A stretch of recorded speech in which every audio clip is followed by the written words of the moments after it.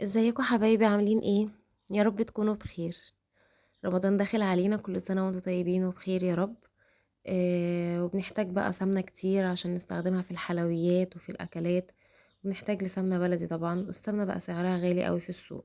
تعالوا نعملها في البيت بحاجة موجودة عندنا في بيوتنا كلها، وسهلة جدا وبسيطة وبأبسط الطرق. يعني هي مش بتاخد وقت خالص، بس هي محتاجة بس ايه، تركات كده بسيطة يعني هقولكوا عليها. بنجيب اللبن نغليه. الحلة دي نحط فيها 3 كيلو لبن. احنا ممكن نجيب كيلو، كيلو ونص، 2 كيلو زي ما تجيبوا وجهاته. هنغليه ونحطه في التلاجة، بعد ما يبرد نحطه في التلاجة. تاني يوم الصبح هنلاقيها عملت وش تقيل كده على اللبن. هنشيله نحطه في علبة في الفريزر. نحوش بقى مثلا علبة علبتين ونطلعها. بعد ما نحوش كمية حلوة كده نطلعها من الفريزر. لو احنا في الشتاء نطلعها من قبلها بيوم بالليل، الصبح هتكون فكت وبقت حلوة قوي. لو احنا في الصيف نطلعها من الصبح بدري على ساعتين 3 برضو بتكون فكت. هنحطهم في طبق كده، دول حوالي 4 علب. اللي هو العلبة وزن كيلو تقريبا. هنفضيهم في طبق، وهنضربها بالمضرب الكهرباء او بالمضرب العادي او بالمعلقه الخشب اللي موجود عندك اعمليه. بس طبعا المضرب الكهرباء بيسهل كتير، لان هي بتاخد ضرب شويه يعني. هي لو ساقعه والسقعيه بتاعتها البروده بتاعتها مظبوطه ما بتاخدش وقت معانا خالص في الضرب، وبتفصل بسرعه السمنه عن اللبن.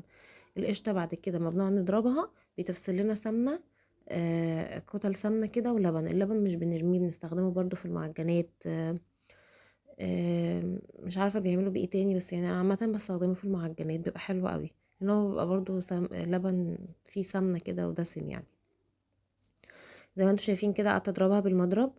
انا قعدت اضربها حوالي ربع ساعه. اول ما لقيت اللبن على الوش كده ظهر شويه، او في الجناب بدأ يظهر كده شويه لبن. بنوقف بقى المضرب، وبعد كده بنشتغل بايدينا. لو لقيت القوام بتاعها اتحول لكريمه، لا يبقى كده ندخلها التلاجة ساعة ساعتين ونطلعها تاني. اهم حاجة لازم تبقى مكتلة كده معانا، والسقعية بتاعتها واضحة. لو ساحت هتاخد معانا وقت طويل جدا، ومش هيفصل اللبن عن السمنة. لازم تبقى ساقعة. فلو حصل ان هي اتحولت لكريمة مع الضرب كده بالمضرب او بالمعلقة، ندخلها التلاجة ساعة ساعتين ونرجع نضربها تاني، بس بايدينا بقى مش بالمضرب. هتلاقيها فصلت معانا على طول برضو. الكمية دي طلعت معايا حوالي 3 كيلو ونص سمنة. السمنة دي بعد ما بطلعها باحطها في التلاجة مثلا يوم، واسيحها تاني يوم، او اسيحها في ساعتها عادي جدا. او لو انا مش عايزه اسيحها كلها ممكن احطها في الفريزر واطلع على قد الاستخدام بتاعي. اهم حاجه بعد ما نطلعها سمنه ما نسيبهاش في التلاجة عشان ما تعفنش، ما نسيبهاش فتره طويله في التلاجة، واقصى حاجه اسبوع او اسبوعين. اكتر من كده هتعفن في التلاجة. لازم تحتفظ في الفريزر. هي كده هنا خلاص فصلتها عن اللبن زي ما انتوا شايفين، وبكورها كده اهو. واحطها في الصينيه دي في التلاجة، وبعد كده بقى نحطها في كيس بلاستيك في الفريزر او نسيحها. هبقى اوريكم فيديو وانا بسيحها. جربوها قولوا رايكم فيها ايه. لو عجبتكم اعملوا لي اشتراك في القناه وفعلوا زر الجرس واعملوا لي لايك. وبالهنا والشفا.